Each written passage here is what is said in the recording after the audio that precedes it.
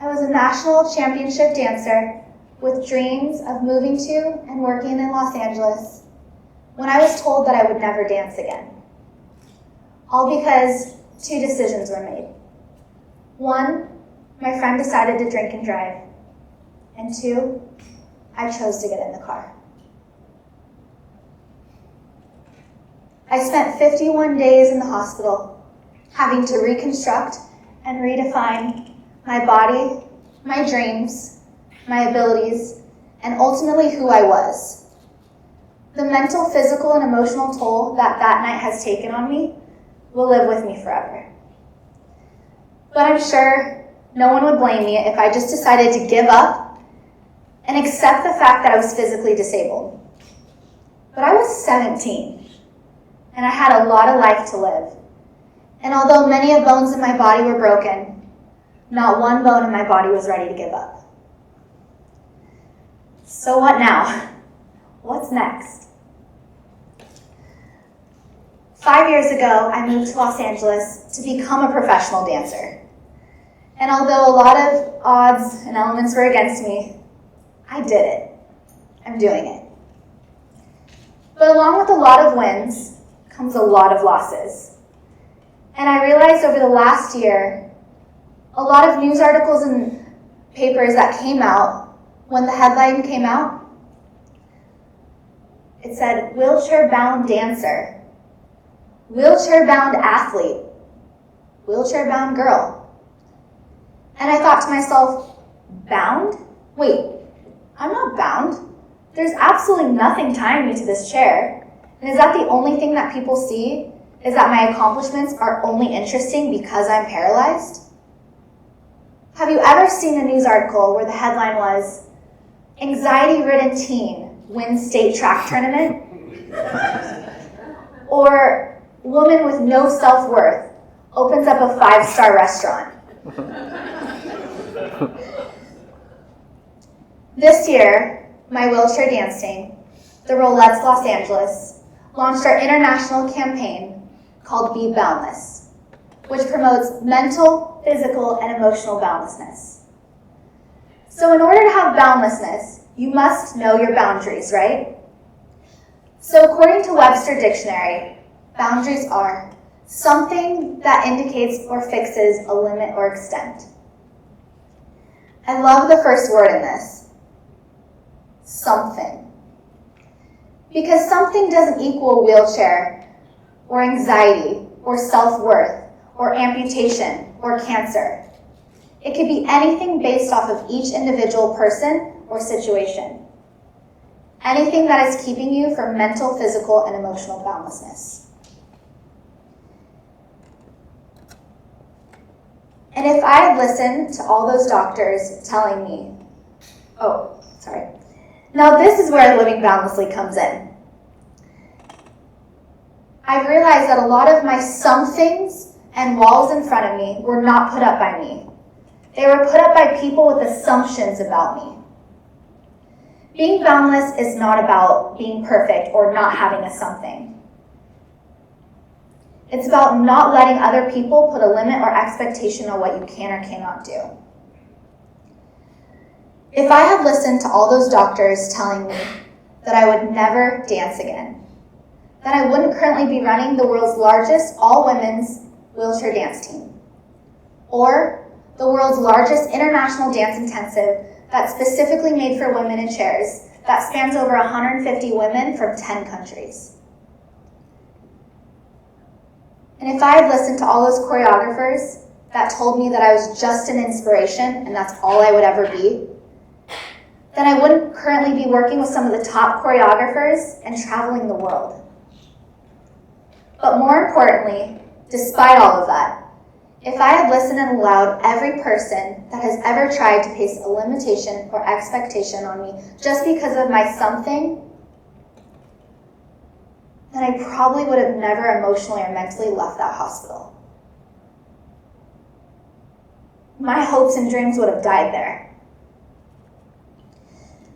And if I kept people around me that only saw what I could not do instead of what I could do, then they would eventually become those very walls and boundaries around me. Being boundless is about pushing yourself. It's about saying, it didn't work today, but I'll try again tomorrow. And when it doesn't work tomorrow, or the next day, or the next, you never let your boundaries keep you from the things you desire. You find a way to work with your something. Sometimes I meet someone, and it's really encouraging to me when they say, oh, you're such an inspiration for following your dreams or for leaving the house today. I'm like, thanks. But in the spirit of living boundlessly, I also want to say to them, you fought your crippling anxiety today. That inspires me. You, as a quadriplegic, found a way to do your makeup on your own today with no hand function. That inspires me. I know you've lost everything, but today you chose joy over bitterness. That inspires me. Whether it's the relatable things like getting a new job or chasing your dreams, or as simple as getting a pair of jeans on, brushing your teeth, and walking out the door. Or finally leaving that relationship that's hurting you mentally, physically, or emotionally. Being boundless is about navigating through those somethings you were given on your way to mental, physical, and emotional freedom, however that looks for you. It's not easy. Some days I wake up and I think, man, it'd be nice if things were different, if this didn't happen to me.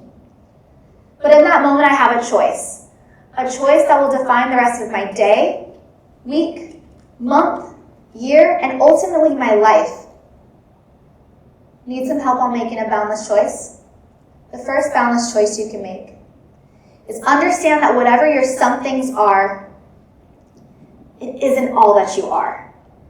I'm not just paralyzed from the waist down. I'm a woman that hopes to be a mother one day, a girlfriend, a friend, a girl boss, and an entrepreneur. This will help you keep a bigger perspective on yourself. Number 2, make a list. List all the things you love about yourself, all the things you love about your life, and all the things you want for your future. And then decide that those things are more powerful than the walls and boundaries you, someone, or something has placed around you. And number 3, find your people.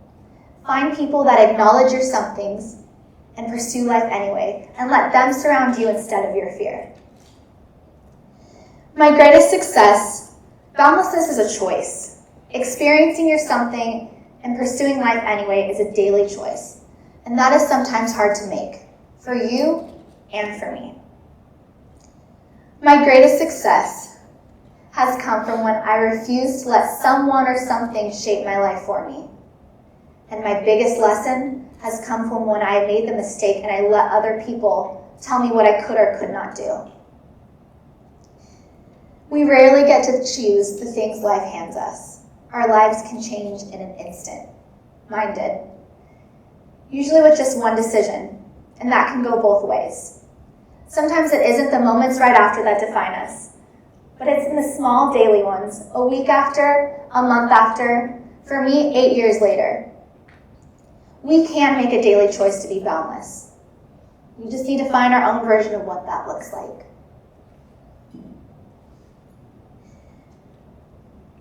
Everyone has a disability. Some are just more visible than others. Everyone has a something. This is how I make my something work for me.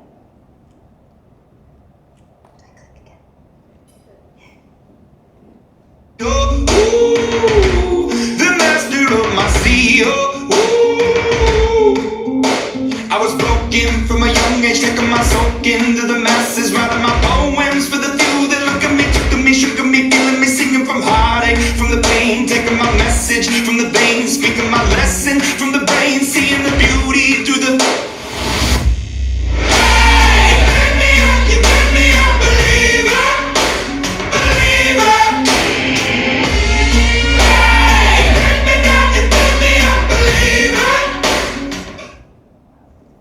What somethings do you have?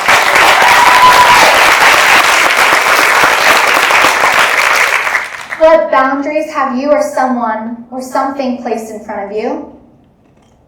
And what choice are you going to make today to be boundless?